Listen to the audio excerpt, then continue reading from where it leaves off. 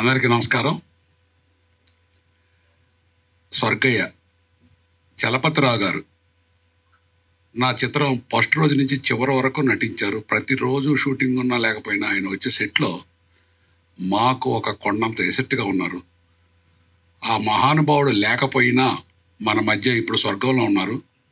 వారు ఇదిగో నా సీట్లో కూర్చున్నట్టు నేను ఫీల్ అయ్యి మీతో మాట్లాడుతున్నాను. ఆ మహానుభావుడు కోసం అందరూ ఒక్క నిమిషం నించొని వారికి శ్రద్ధాంజలి ఘటించవలసిందిగా కోరుతున్నాం. చలపతిరావు గారు ఈ సినిమాకి అందరికన్నా లాస్ట్లో డబ్బింగ్ చెప్పారు. ఆయన డబ్బింగ్ చెప్పి వెళ్ళిపోతే ఇదే ప్రసాద్ ల్యాబ్లో ఈ పక్క డబ్బింగ్ థియేటర్లో ఆయన ఒక చివరి మాటలు చెప్పారు. వారు దాదాపు కొన్ని వందల వేల సినిమాలు చేశారు. నేను ఆ వీడియో నాకు మా కోడేరు రాఘవ దగ్గర ఉంది. అది ఇప్పుడు చూపించాను, రిలీజ్ అయిన రోజు మీకు చూపిస్తాను. పిక్చర్ రిలీజ్ అయిన రోజు ఆయన ఏం చెప్పారు అనేది నేను ఆయన చెప్పినవి చూసి నేను పెద్ద ఓహో నా మీద ఉండే అభిమానంతో చెప్పారు అనుకున్నా ఆ రోజు. కానీ ఫస్ట్ కాపీ చూసిన తర్వాత అనుకున్నాను ఆయన ఎట్లా చెప్పారో ఈ సినిమా ఎట్లా వచ్చిందో సాక్షాత్తు ఆ భగవంతుడే ఈ సినిమాకి వచ్చి డైరెక్షన్ చేశారు, నేను చేయలేదు. తర్వాత ఈ కథ నేను డైరెక్షన్ చేసేటప్పుడు తీసేటప్పుడు ఎక్కడ ట్రాక్ తప్పకుండా నాలో సగభాగమైన మా అజయ్ ఈ సినిమాని ఇంత అద్భుతంగా తీసుకురావడానికి నా కృషి 1%, 99% కృషి మా అజయ్దే. ఈ సినిమా ఇక్కడ ఈ సభ జరగటానికి ఈ సినిమా తీయటానికి నాకు కొండంత అండగా ఉన్నది నా ప్రసన్న.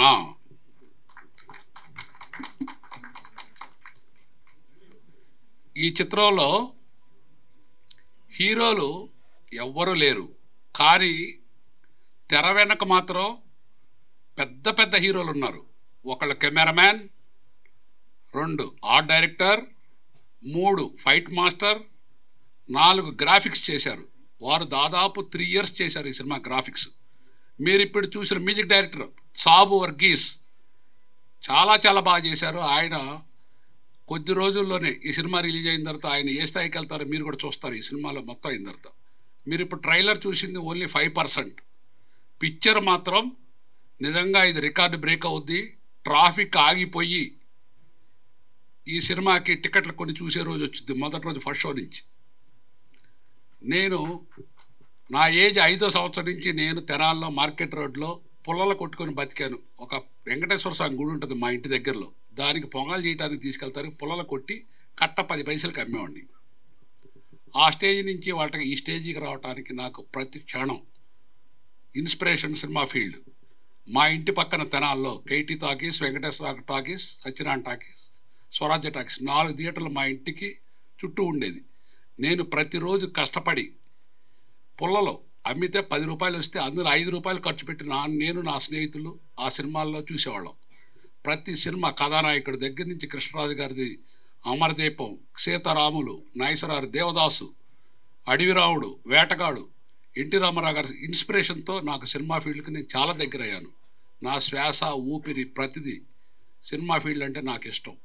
నేను రేపు పోయేటప్పుడు కూడా నా కుటుంబం బాగుండాలని నేను ఎప్పుడు ఆ కోరిక కోరుకోను. నేను కోరుకునేది నా తోటి చిన్న నిర్మాతలు సినిమా ఇండస్ట్రీ బాగుండాలని చివరి నేను టాటా వీడ్కోలో చెప్పి వెళ్తాను ఈ ఫీల్డ్కి. తర్వాత ఈ సినిమా తీయటానికి కారణం మెయిన్, అంతకుముందు హెడ్ కానిస్టేబుల్ వెంకటరామయ్య తీశాను.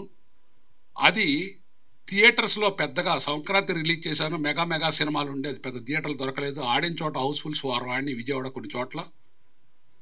తర్వాత నెట్లో రిలీజ్ అయితే ఫస్ట్ 1 వీక్లో 10 మిలియన్ మీల్స్ వచ్చినాయి వెంకటేశ్వర హెడ్ కానిస్టేబుల్ వెంకటరామయ్యకి.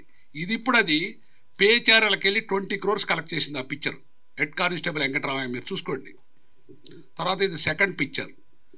నేను మ్యాక్సిమం ఇంకో 5 ఏళ్ళ వరకే ఈ ఫీల్డ్లో ఉండగలను, తర్వాత ఉంటాను ఉండను నాకు తెలియదు. నేను ఈ పిక్చర్ తీయటానికి నాకున్న అనుభవం, నా 5 ఏళ్ళ నుంచి 67 వరకు సినిమా ఫీల్డ్లో ఉన్న సంబంధంతో, నాకున్న నాలెడ్జ్తో, నాకు నచ్చిన రైటర్ని దగ్గర కూర్చోబెట్టుకొని ఒక సినిమా కథ సొసైటీకి ఉపయోగపడాలి, చిత్ర పెద్ద సినిమాల చరిత్రలో నిలబడిపోవాలి, ఒక వెరైటీగా ఉండాలి, సమాజానికి ఉపయోగపడాలి. ఈ సినిమా చూసి ప్రతి ఒక్కళ్ళు బయటకు వచ్చేటప్పుడు హీరోల్లాగా ఫీల్ అవ్వాలి. అది డైరెక్షన్, అదే కథ, ఇవన్నీ దృష్టిలో పెట్టుకొని నేను ఈ సినిమా తీయటం జరిగింది. Record break title. మొన్న దర్శకులు అందరూ కూడా కొంతమంది చూశారు, ఈ సినిమాకి తగ్గ టైటిల్ పెట్టారండి, రికార్డ్ బ్రేక్ అని.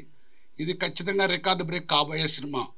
తెలుగు రాష్ట్రాల్లోనే కాదు, ఇండియాలోనే కాదు, వరల్డ్ అంతా హిట్ అవుతుంది. ఇది కారణం సొసైటీకి ఉపయోగపడే మంచి ఎమోషనల్ పిక్చర్. ఈ సినిమా సెకండ్ హాఫ్లో చివర 45 మినిట్స్ ఎవరన్నా ఏడవలేదంటే అంకితమయ్యి వాళ్ళు ఏమనాలో మీరు అర్థం చేసుకుంటారు రిలీజ్ అయిన తర్వాత.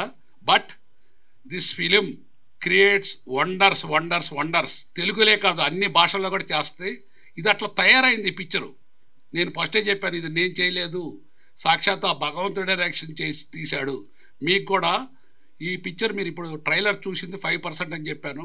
నేను ఒక వారం ముందు, ఇది వచ్చే శనివారం మన ప్రెస్ జర్నలిస్టులు అందరూ మీరు చూసి ఈ సినిమాను ఆశీర్వదించాలని ఒక వారం ముందు ఫుల్ పిక్చర్ అయితే చూపిస్తున్నాను. ఇదే ప్రసాద్ ల్యాబ్లో మీరు చూడండి.